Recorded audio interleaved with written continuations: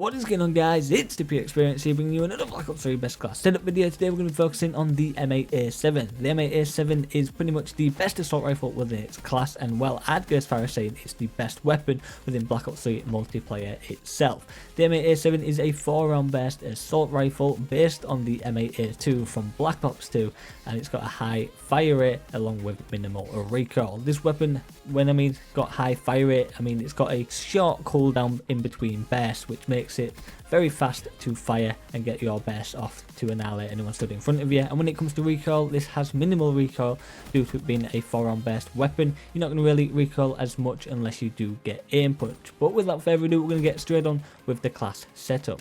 So, kicking this class setup off, what you're going to need is a wildcard. Said wildcard is Primary Gunfighter 1 that is going to unlock one additional attachment slot for your primary weapon. Speaking of attachments, we have a total of 4. We have Reflex Sight, which is also Red Dot Sight. We have Quick Draw, Stock, and Rapid Fire.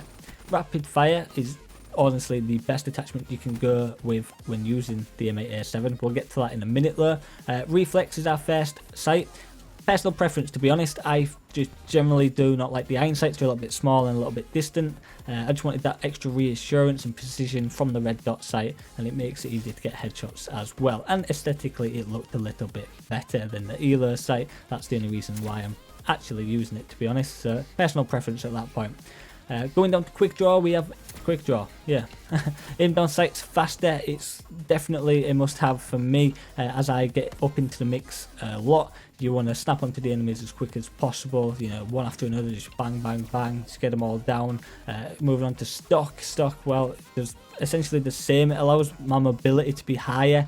Allows me to be a bit quicker. You know, moving faster while aiming down your sights. You'll have to strafe around corners, catch the guys off. You know, it just feels better when playing. So you know, that's why I use it. And on any assault rifle, I recommend stock because it is just so much better, and you got more mobility there.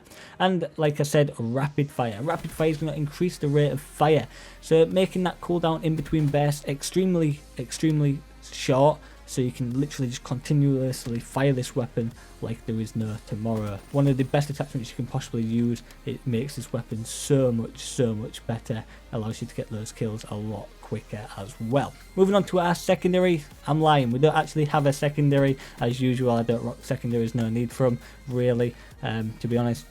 Unless I'm using a sniper or something, but other than that, I don't really use a secondary. No lethal, but we do have one tactical, as I did have an extra point. If I had an extra point spare, you know, like I did, it was rather a tactical flashbang, which blinds enemies and impairs their hearing. I use that for tactical play, or I use a frag grenade because why not? Just random frags sometimes work for me, so that's kind of what I would go with if I had an extra point. So yeah, moving on to our perk selection. In perk selection 1 we have flat jacket, perk selection 2 we have fast hands, perk selection 3 blast suppressor. Flat jacket is going to allow me to take less damage from explosives, enemy explosives of course, RCXDs, grenades and trip mines, war machine a little bit, mainly the RCXDs. A lot of people tend to use them. Trip mines, a lot of campers tend to use them. You know, it prolongs your death and allows you to kill them before they kill you with something stupid and very annoying. And what's better than flat jacket, to be honest? I mean, there is ghost. Ghost is pretty good, but definitely flat jacket for me is a must-have. Moving on to perk section 2, like I said, we've got fast hands. We don't need it for the swap weapons faster. What we do need it for is aim faster after sprinting. Obviously, nobody likes being caught off the sprint. I can say this a dozen times and most people will agree. No one likes to be caught off the sprint because, well, it's just annoying, isn't it? Pulling up your weapon a little bit slower than the guy stood in front of you and he kills you because of it. It's a little bit annoying. So, you know, that's why I use fast hands. It's definitely one of my favourite perks to use right there.